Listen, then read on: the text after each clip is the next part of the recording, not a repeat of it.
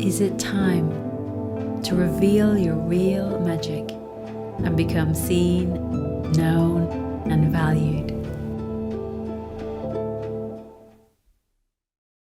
Hi, and welcome to this week's Visionary Voices Deep Dive. And today I'm talking about generating your own safety. And if we haven't met before, I know we have a few new members join us. Hi, nice to meet you. I'm Rena Aiken, and I'm a deep dive visibility mentor who helps you move from frozenness to flow and really find your visibility sweet spot so you can clear those fears and share up and shine your wisdom with those who need to hear you. And I would love to hear what resonates for you in this topic. So if you're here watching us live, just put in hello or type in replay if you're watching the replay. And I will respond to all your comments. So just let me know how you're getting on with what you're watching. So generating your own safety, is that a topic that you're familiar with? What's the relationship for you between feeling safe and really showing up to be visible? So I'd love to hear from you on that as well. Because, you know, hi Joe, lovely to see you here. My experience of generating my own safety is something, hi Chantal, lovely to see you here as well. So is you know, my journey.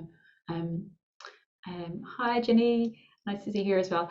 Just really not wanting to show up, you know, for decades, just in a process of hiding. As a kid, I was the most debilitatingly shy kid I've probably ever met. Never wanted to go anywhere and hang out with people or do extracurricular activities, and for years just avoided being visible and just had that constant experience of frozenness and wanting to hide. So I'd love to, you know, hear what are your challenges around feeling safe to be visible. And what I want to share with you today is I want to share with you today is about how you can take responsibility for creating your own safety and allowing you to show up and shine. Just got a message here from somebody who wants to join us but doesn't know how. So hopefully, Radha, you will make it in. Just refresh your page and that's how you get to see it. So understanding the power of taking responsibility for generating your own safety rather than the world is not safe, so I'm just not going to go out there and play in the world. I'm going to stay safe in my own little bubble. And then discover what I'm coming to call visibility alchemy and the power of that and how it's a game changer has been for me and has been for my clients. And I'll share with you a few poems today that really help to activate your inner safety and guide you to hold a powerful space for yourself. So hi Fra, lovely to see you here as well as Joe. So just if you're in a place where you can, post in the comments and share your experience around this as well, because visibility is all about connection to ourselves, you know, really being deeply connected to both our vulnerable selves and our powerful selves. Radha, you made it, yay. Lovely to see you here. It's about really being connected to ourselves. It's about really being connected to a greater self, our source, the field that supports us, it holds us, and that's really key. And from there, real connection to others. And when we're not really connected, we can experience communication, but without connection, where we're kind of firing communication at people, but not really willing to open ourselves up energetically. And that can be, you know, if you're in business, it can be putting yourself out there and not having much impact, not experiencing much connection, and stuff that's not really potent. So, and if you are somebody who is attracting conscious people to your work, you know, they feel the energy and they respond to the energy. So you can't fake safety. If you're not feeling safe, if you're not feeling open and connected, you can't fake that. It's very, very hard to do it. And I know, you know, for me, I experienced many layers of not feeling safe to be visible. There's always new layers coming up as I heal these different parts in my consciousness. And I have this experience of frozenness. Hi, Vicky, welcome, welcome. And I know some of you have just been on the live that I was doing with Lynn earlier, but I'm covering different stuff here as well.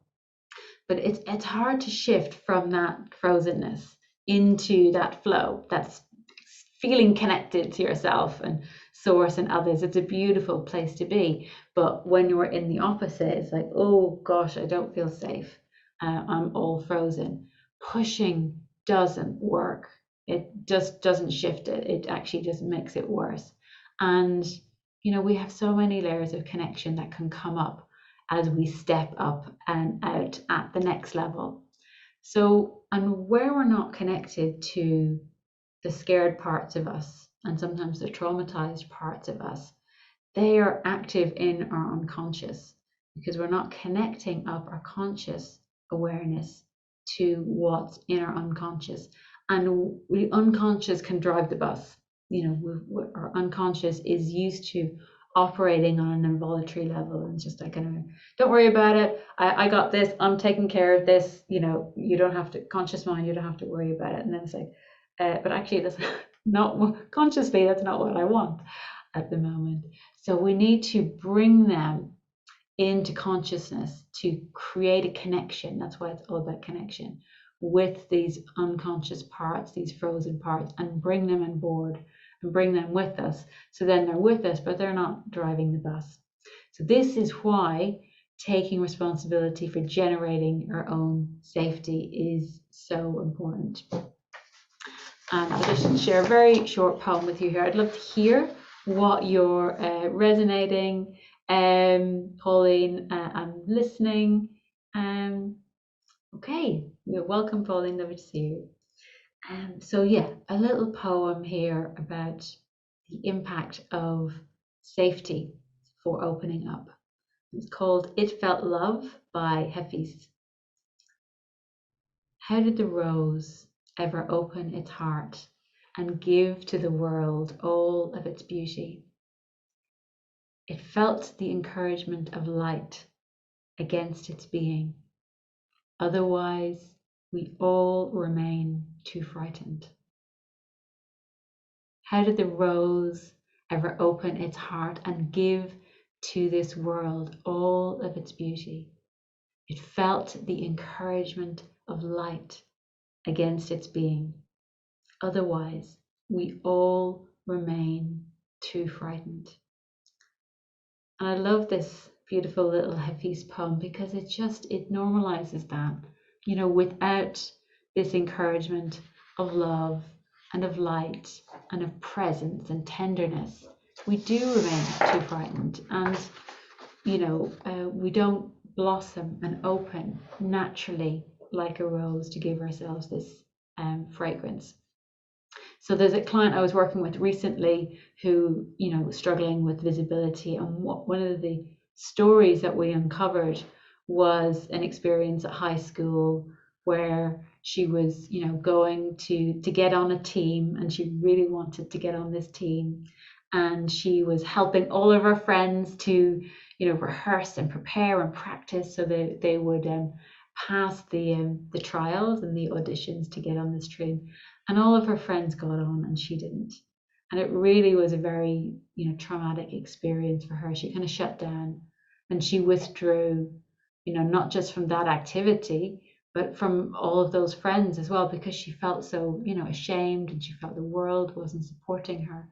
So we were able to go in and help her to melt that shock of that trauma, and really shift into a deeper truth about who she was, about the amazing person and how kind and how generous she was to help all of those people and that which went on to influence her whole career of caring for others. So she really reframed that. I know for me, in terms of safety as well, I've had a lot this year of family illness. So I've three close family members who are dealing with cancer journeys at the moment, including my dad most recently. And they're going to be okay. Fingers crossed. You never know. But it was such a shock to have all of that happening in my family for all of us, and not being able to see them because I live in a different country. And also I've been coming across the shock of really encountering the darkness that is evidence of the darkness in our world that I hadn't seen before.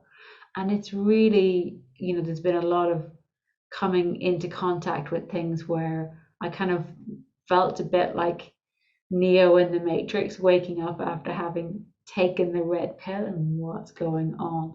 And it shook me. It shook me to my core. It shook my safety. So how do we overcome that and keep showing up and holding space for ourselves and for others? So so Joe was saying, really feeling the love of the flower essence. This is what they do. They are the light on the bud. Vicky, the first tears of the day. Lexi, joined a bit late. Welcome, Lexi. Welcome, Lexi. Lovely to see you here. So beautiful. So this poem that's opening your heart, Jenny saying, it reminds me of the story of the lotus tree rising out of the muck towards the light of the sun. Beautiful. Yes, Lexi saying, love the poem too. So, so gorgeous. And this is the power of the poem. Can be like the sun and the light. It can open and can really melt us when we're frozen, whereas pushing will not do that. It will just be the opposite. So the key practice of visibility alchemy that I wanted to share about this is a game changer for my clients. And I was just speaking to a client and also a mentor of mine, Lynn, about this visibility alchemy. And the alchemy, just like poetry alchemy, is like bringing two different things together, almost like two opposing poles together. So on one side, you have this frozen, frightened self that's kind of going, no, I'm not going to be visible. You're not going to make me. It's not happening. Very stubborn. My self is very stubborn. It's like, no. And the alchemy part of that is, and what we sometimes do is we push past and we kind of go, okay, I'm going to do my power pose. I'm going to get in the zone and I'm going to ignore that part and I'll come back to you later and I'm going to push through. But the alchemy piece is when we're able to bring our powerful, loving self, who we are when if you've got kids, who you are, where you would show up for your own children, where you would show up for your friends, where you would show up for your family members, or your own clients, if you're a coach or a teacher, and bringing that powerful, loving, tender self that, conscious people and women especially, really good at this. We know how to do this, but it's bringing it towards ourselves and joining those two parts of us together inside ourselves. So, and I'd love to hear, when you connect with your own powerful, loving self, what is a way in for you? And it could be embodying this powerful adult self who shows up for others, who you are as a parent, as a friend. It could be a spiritual self. It could be connecting with the expanded, the connected, supported wisdom of the field, maybe in meditation, connecting with the earth, where you can really get in the zone. That might be what activates it for you. It could be your future self. I know today I had an experience of grounding in, not just to the earth, but grounding in to the new world and the new energies that the earth is bringing into being. And that opened up a lot for me, because I can sometimes get connected to the chaos and the drama that's going on in the world, and feel very insecure, because it's like, oh, what's happening? I'm not sure that the world is a safe place. So connecting in to the future and to the new energies that are emerging really shifted my energy today. It might be an archetype, new energies. The energies of a client I was working with last week was connecting in with the energies of a visionary leader. That opened up for her mission to change the world. Or Lynn I was speaking to today is this archetype of a warrior queen. So, and the other tool that I use is connecting with the energy of a powerful poem, phenomenal woman, or powerful beyond measure. It's not our light, not our darkness, but our light that we're afraid of. So what is it for you that really activates that powerful loving self, and how can you bring the two together? And do you, is that easy for you? Is that a practice that you have? Is that a muscle that you can build stronger? So Joe was saying, connecting to my future self has always been very powerful for me. It has felt expansive and liberating. Beautiful, Joe. Yes, exactly. That's my experience today. And there's different things at different times. And so the story of of Lynn that she shared with me earlier is that she had been connecting to this archetype of the warrior queen. It really was helping her, to show up and to be visible and to be passionate about her business, and this is who I am. And then she also had this connection with her younger self, and she would kind of go and look after this tender, vulnerable self that was frightened and didn't want to come up. And we had a session together where she was, the younger self was kind of dragging her into the fear, and she's like, oh, I can't hold space for that. And I said, let's introduce these two. Let's bring your younger self into the throne room with your queen. And she's just holding space, and she's just kind of going, yeah, okay, you're sad. You're a bit scared. You're angry. You can stamp your feet. Yeah. And she was just allowing a space for the younger self to be where they were. And the younger self just calmed down, and then, sat on her knee, and it shifted so much. And she was like, wow, I never knew that this was the key to shifting it. And she's sharing with me that so much has shifted in her business since she had the alchemy, the inner alchemy, the visibility alchemy of those two parts coming together. And yeah. So, and Fra, who's here as well, she also had an experience that she shared of showing up for a session when she was, heartbroken and, experiencing a lot of grief, and tears. And we worked with the poem, The Unbroken. There is a brokenness out of which comes the unbroken. There is a shatteredness out of which blooms the unshatterable. There is a grief beyond words out of which comes an unshakable joy. So, and in that, in that speaking that poem, she went from tears and pain to a beautiful place of calm and beauty. And as she was saying, and the fear of being seen began to leave her body. She could be seen in those depths, and she could be held in those depths, in the space between us, and by the words of the poem, she, the fear of being visible was leaving. So what is it for you? What powerful self or essence qualities activate your powerful self? So Jenny is saying, such a tender experience behind the scenes with illness. Love how you share the real and still show up, the essence of this live too. Yes, to the powerful, loving, tender self leaning towards ourselves. Beautiful. Yes. And Jenny's also saying, I connect through archetypes too, the warrior medicine woman, the muse, the divine feminine, my inner vulnerable child, bringing them together. So powerful. Gorgeous. Gorgeous. So I'm gonna and thank you for sharing, and I will read all of your comments that you can share. So just to share a few other poems that activate this inner safety, and that can really help you shift your energy. And the first one is called Love After Love by Derek Walcott, which is one of the first poems that I ever learnt by heart. I think 10 years ago, I first discovered this poem, and it's been with me ever since. The time will come when, with elation, you will greet yourself arriving at your own door, in your own mirror, and each will smile at the other's welcome and say, sit here, eat. You will love again the stranger who was yourself.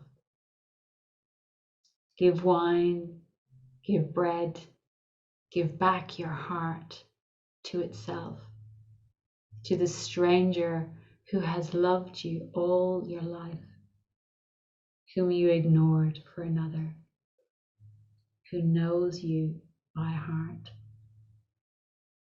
Take down the love letters from the bookshelf, the photographs, the desperate notes.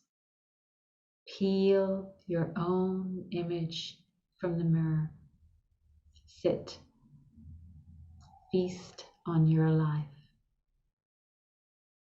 The time will come when, with elation, you will greet yourself arriving at your own door, in your own mirror, and each will smile at the other's welcome and say, sit here, eat. You will love again the stranger who was yourself. Give wine, give bread, give back your heart to itself, to the stranger who has loved you all your life, whom you ignored for another, who knows you by heart. Take down the love letters from the bookshelf, the photographs, the desperate notes. Peel your own image from the mirror. Sit. Feast on your life. So just drink those words in and let them wash over you like they were music. And just notice what shifts in your energy as you open to this poem. I know for me, it's a poem that always opens my heart and shifts my energy so quickly. And you could feel that. You could feel my energy shifting. I'd love to hear what it did for you. Joe was saying this poem is just wonderful. Yes, it's an incredible vibrational medicine of heart opening, this poem, and just in a couple of minutes shifts the energy completely. This is the power of poetry. Vicky's saying the blank page is my portal. So beautiful, Vicky. That's your way, your visibility alchemy. So the last poem I'm going to share is a poem that really speaks very directly to this visibility alchemy of holding space, the adult that holds space for the frightened self or the sad self, whatever it is for you, the angry self, and what happens when we hold that space of acceptance. So the poem is called Love Sorrow by Mary Oliver. And you can use love sorrow, you can use love fear, you can use love anger, whatever it is that you need support with. Love sorrow. She is yours now, and you must take care of what has been given. Hold her hand, help her into her little coat, brush her hair, and hold her hand, especially when crossing the street. You think, what if you should lose her? Then you would be sorrow yourself. Her drawn face, her sleeplessness would be yours. Take care. Touch her forehead, that she feel herself not so utterly alone, and smile that she does not altogether forget the world before the lesson. Have patience in abundance, and do not ever lie or ever leave her, even for a moment, by herself, which is to say, possibly again, abandoned. She is strange, mute, difficult, sometimes unmanageable. But remember, she is a child, and amazing things can happen. And you may see, as the two of you go walking together in the morning light, how little by little she relaxes. She looks about her. She begins to grow. So I love that poem about you must take care of what has been given and hold her hand, especially when crossing the street. But think, what if you should lose her? Then you would be sorrow yourself. Her drawn face would be yours. And this is the alchemy in practice. When we can, and it's not always easy, sometimes it can take hours or days or months to connect with holding the hand of that scared or sad self. But and when we're not in connection, then we become that becomes us. When we can hold space for it, when we can touch her forehead and help her to see that she's not alone, even if she's strange, mute, and difficult, that's when she relaxes. That's when she starts to grow. That's when she starts to come with us. So that's the power of poetry. And I know one of the people in my recent magnetic presence program was working with this poem to really help her to turn towards and hold space for her own sorrow. Joe, now I'm in tears. Yes, just holding space for all of that tenderness there. Vicky's saying, yeah. Jenny is exquisite. Yes, Fra, don't you ever leave her by herself. But remember, she is a child and amazing things can happen. Little by little, she relaxes. So this is, how we generate our own safety, by connecting with our powerful adult selves, connecting with our tender, vulnerable self. We need both. We always need both of them. They're so precious. And that enables us then to open up and share from a place of real connection, which is so magnetic to people.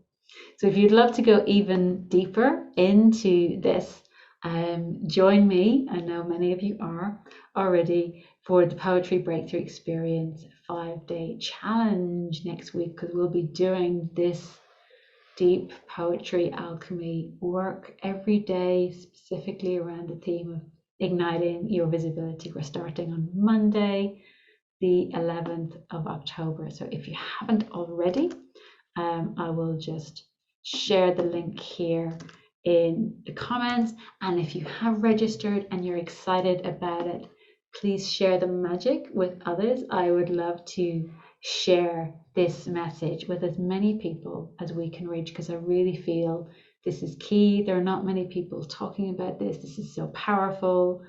Joe and Fra, who are watching us, have also done the Magnetic Presence program. And I am, honestly, I'm loving how you guys are showing up. I'm really seeing you putting out posts and getting a lot of attention and being radiant and magnetic. And I want that for all of you. I really do.